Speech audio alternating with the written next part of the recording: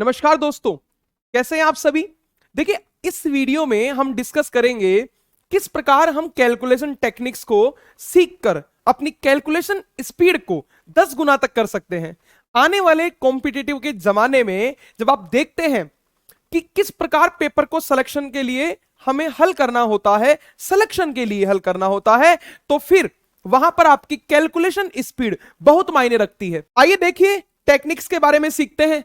ये calculation techniques है, इनसे आपकी स्पीड 10 गुना तक हो सकती है।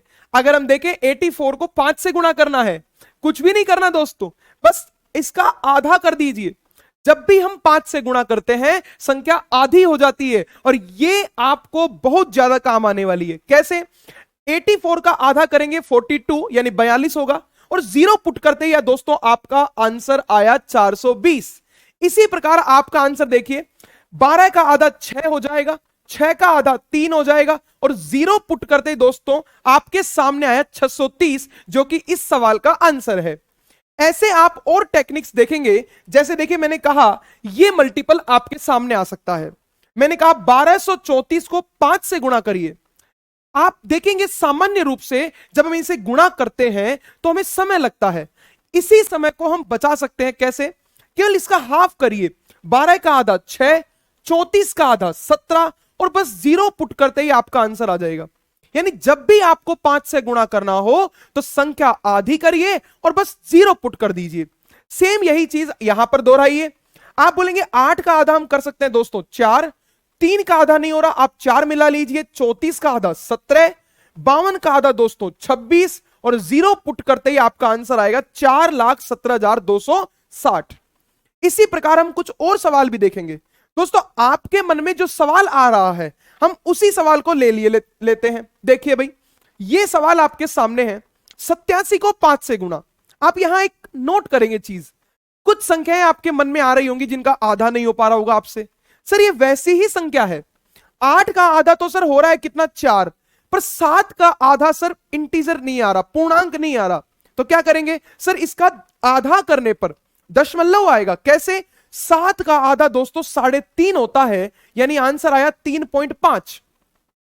पर आपको इसका आंसर बताना है तो बस कुछ मत करिए, एक काम करिए, ज्यादा कुछ नहीं करना।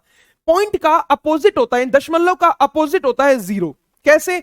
बस यहां पर आपको जीरो पुट करना होता था, जीरो लगाना होता था। अब जब दशमलव आ जाए तो बस जीरो मत लगाइए, आपका आंसर 435 सही जवाब। ऐसा ही देखिए इधर, इसका आंसर क्या होगा? 8 का आधा 4, 4 का आधा 2, 34 का आधा 17, और 5 का होता है ढाई, ढाई यानी 2.5, और बस पॉइंट आ गया ना, तो पॉइंट मत लगाइए, हटा दीजिए पॉइंट, आपका आंसर आ जाएगा 4,21,725।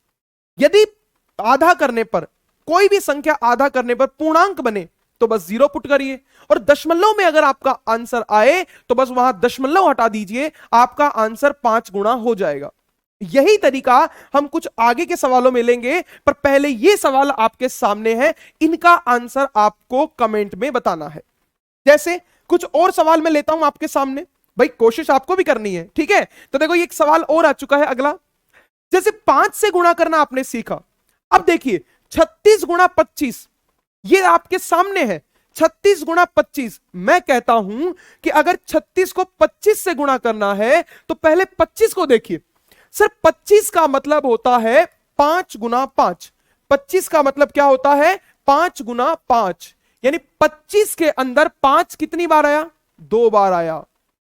5 गुना 5 यानी 5 को 2 बार गुणा करने पर 25 बनता है। इसका सीधा अर्थ है कि 25 का मतलब 2 बार 5 से गुणा करना, और एक बार 5 से गुणा करना अभी अभी सीखा था। आधा करिए और क्या लगा दीजिए? जीरो। तो यही काम बस यहां कर सकते हैं हम। क्या कर सकते हैं? देखिए, यहीं पर हम करेंगे 25 को यदि 36 से गुणा करेंगे तो 5 से गुणा करना यानी एक बार आधा, और 25 से गुणा करना यानी 2 बार आधा। तो हम बोलेंगे 36 का 2 बार आधा करिए, कितना हो जाएगा? 18, 18 का आधा 9, 2 बार आधा 36 का आधा 18, 18 का आधा 9, लगा दीजिए बस 2 जीरो। जब 5 से गुणा करते हैं तो एक बार आधा, एक बार जीरो। जब हम 25 से गुणा करेंगे जिसमें 5 2 बार है तो 2 बार आधा, 2 जीरो। इसी प्रकार देखो ये आंसर क्या होगा? सर 84 का आधा कितना होता है? 42, 42 का आधा कितना होता है? 21। बस जीरो पुट करिए, 2, आपका आंसर 2100, बिल्कुल सही जवाब। अगला कुछ सवाल मुझे बता दीजिए, आप क्या आंसर आएगा, जल्दी से बताइए। देखो ये जो सवाल आपके सामने है, इनमें एक बार तो पूरा पूरा आधा हो रहा है, पर दूसरी बार आधा नहीं होगा। ऐसी संख्याएं आपके सामने आ सकती है, वहां पर कंफ्यूजन में नहीं रहना। मैं आपको बताता हूं, 46 को यदि हम 25 से गुना करें तो 46 का आधा बोलेंगे आप 23। जब 23 का आधा करते हैं तो वहां आंसर आता है 11.5, और 11.5 फिर दशमलव में आ गया सर, 11.5 यानी 11.5। अब आप बताइए, एक बार आधा 1 0, दो बार आधा 2 0, 2 0 यहां पुट करनी है, पर सर एक दशमलव है, एक संख्या छोड़कर दशमलव है, तो 0 दशमलव का उल्टा होता है। तो 1 0 से एक दशमलव हट जाएगी तो फिर भी 1 0 बचेगा, यानी बस एक बार 0 पुट करिए, आपका आंसर 1150। यहां देखिए 54 को यदि 25 से गुणा करेंगे तो 54 का आधा 27, 27 का आधा 13.5 है, 13.5 का मतलब 13.5। और आप देखेंगे जब हम पॉइंट हटाते हैं तो एक संख्या छोड़ के पॉइंट, 2 0 लगाना है तो एक संख्या छोड़ के पॉइंट से 1 0 खत्म, अब भी 1 0 और लगा दीजिए, तो 1350 इसका सही जवाब। अगला सवाल देखिए, मैं आपके सामने लेता हूं, 125 से गुणा। देखो इस वीडियो में हमने 5 से देखा, 25 से देखा, अब 125 देख लीजिए, और फिर हम 625 भी आपको बता देंगे कैसे। देखो 36 को जब 125 से गुणा करते हैं, सर 125 का अर्थ होता है 5 गुना 5 गुना 5। दोस्तों 5 कितनी बार आया? 3 बार आया। 5 यदि 3 बार आता है तो इसका मतलब 3 बार आधा 3 0, ये तो आप समझ ही चुके हैं।